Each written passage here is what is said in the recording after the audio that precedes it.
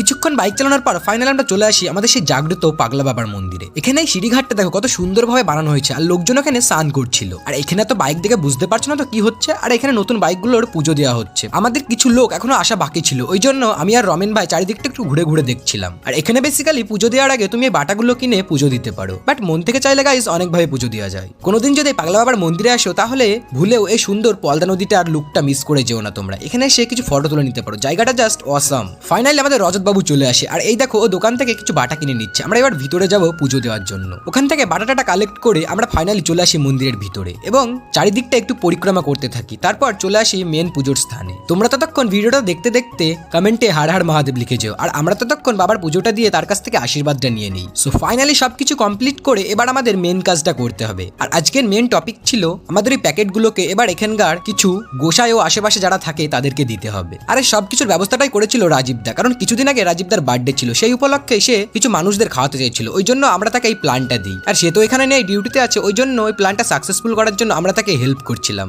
But all credit goes to রাজীবদা। তার সমস্ত ফ্যামিলির লোককে সাথে নিয়ে আমরা এখানে সমস্ত মানুষকে প্যাকেটগুলো দিচ্ছিলাম। সত্যি ভাই, মানুষকে হেল্প করলে মন থেকে একটা আলাদাই শান্তি ফিল হয়। অ্যাট লাস্ট আমরা চলে আসি এই গোসাইগুলোর কাছে। তাদেরকে প্যাকেটগুলো দেওয়ার পর তারা আমাদের প্রচুর আশীর্বাদ করে। তারপর তারা আমাদের কিছু সাধারণ জ্ঞান দিচ্ছিল, যেগুলো দাঁড়িয়ে দাঁড়িয়ে আমরা শুনছিলাম। ফাইনালি আজকের ভ্লগটা আমি এখানে শেষ করলাম। সো ভিডিওটা কেমন লাগলো অবশ্যই কমেন্টে জানিয়ে যেও।